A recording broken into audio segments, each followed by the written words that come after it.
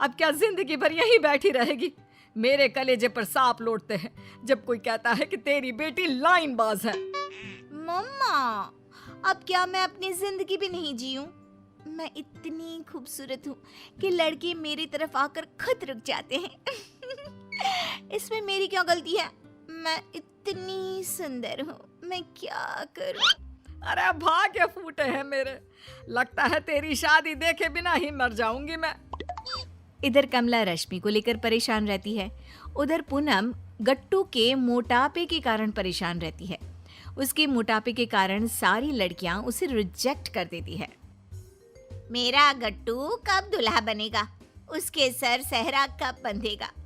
राम जी, मुझे इसी दिन का इंतजार कब से है। एक प्यारी सी बहू दे दे जिसके आने से मेरे घर में रोशनी छा जाए।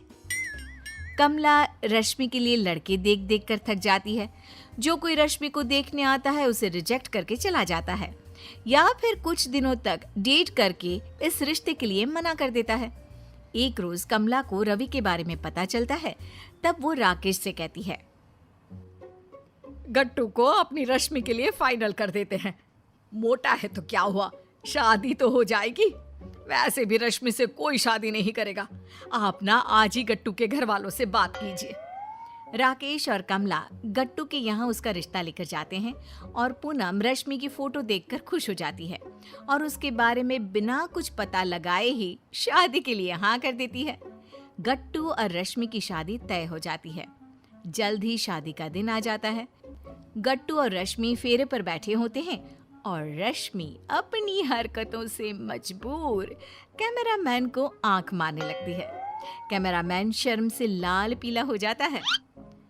अगर किसी से कहूंगा तो सब मुझे ही गलत समझेंगे, कहीं मेरी धुलाई ना हो जाए।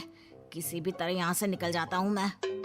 कैमरामैन के बाद रश्मि पंडित जी को लाइन मारने लगती है, उसकी ओर इशारे भी करती है।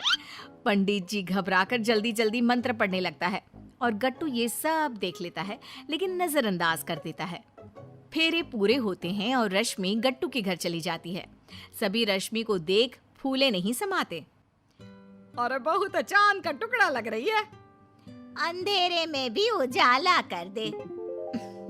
बहू भी तो मेरी है। गट्टू की शादी से सभी खुश होते हैं। रश्मि भी सभी के साथ काफी अच्छे से रहने लगती है। कुछ दिन बाद रश्मि अपने घर आए दूध वाले से बातें करने लगती है और धीरे धीरे उसे लाइन मारने लगती है। बहू जी, आप ये क्या कर रही है? मेरा रोजगार बंद हो जाएगा ऐसे तो। ज्यादा सीधे मत बनो। मैं सुंदर नहीं हूँ क्या? कहाँ गट्टू ये मोटा भैंसा जैसा, और कहाँ मैं कितनी सुंदर हूँ मैं। अरे बहू जी, जाने दीजिए ना हमको। दूध वाला रश्मि से हाथ छुड़ाकर भाग जाता है और अगले दिन से आना बंद कर देता है। कुछ दिनों बाद रश्मि अपने घर के नौकर नट्टू के पीछे पड़ जाती है और उसे लाइन मारने लगती है।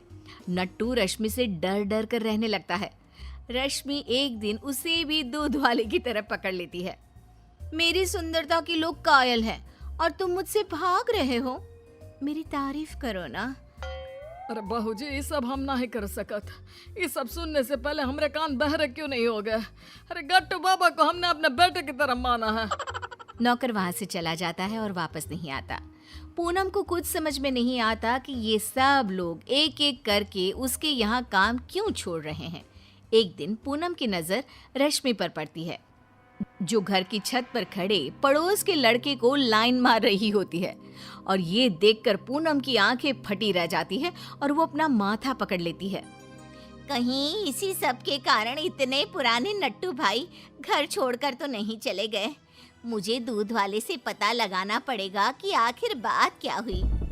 पूनम अब पूरे वक्त रश्मि की हरकतों पर नजर गड़ाए रखती है और उसे पता चल जाता है कि रश्मि के कारण ही सभी ने काम छोड़ा है। अब मेरे गट्टू का क्या होगा? वो तो किसी को कुछ बता भी नहीं सकता। ये डायन मेरे घर को निगल जाएगी। पूनम नौकर नट्टू के घर जाती है। नट्टू भाई, आपको अपने घर वापस आना होगा। मेरी मदद करनी होगी रश्मि को सुधारने में। मालकिन, हमको लगा कि आप भी हमका ही गलत समझेंगी, इसीलिए हम चुपचाप चले आए। नट्टू वापस काम पर आ जाता है और रश्मि मौका पाते ही नट्टू पर लाइन मारना चालू कर देती है। अच्छा, तो वापस आना ही पड़ा ना। अब कहाँ जाएंगे बचकर आप। मैं इतनी सुंदर हूँ, क्या करूँ मैं। अरे बहू रानी, तुमने तो हमरे सबर का बांध ही तोड़ दिया है। नट्टू रश्मि को उठाकर एक कमरे में ले जाता है और कमरा बंद कर लेता है। रश्मि की हालत डर से खराब हो जाती है और वो रोने लगती है। ये क्या कर रहे हैं आप? कमरा क्यों बंद किया आपने? आप मेरे चाचा समान हैं। अच्छा, आज हम चाचा समान हो गए। उस दिन कहा थे हम, हाँ? अरे नहीं नहीं, छोड़ दीजिए मुझे। मुझे मेरी भूल समझ में आ गई है, मुझे माफ कर दीजिए। मेरी वजह से आपको अपनी नौकरी खोनी पड़ी थी। आज के बाद मैं किसी भी लड़के को लाइन नहीं मारूंगी। इतने में ही पूनम वहां आ जाती है। बहू, तुमने मेरी नाक कटवाने में कोई कसर नहीं छोड़ी। मुझे पता होता तो मैं तुम्हें इस घर में बहू बनाकर कभी नहीं लाती। तुम्हें सुधारने के लिए ही मुझे और नट्टू भाई को ऐसा करना पड़ा। रश्मि रो रो कर पूनम के पैरों पर गिरकर माफी मांगने लगती है। मुझे समझ में आ गया है कि एक लड़की की इज्जत क्या होती है। मुझे माफ कर दीजिए मम्मी जी और नट्टू काका।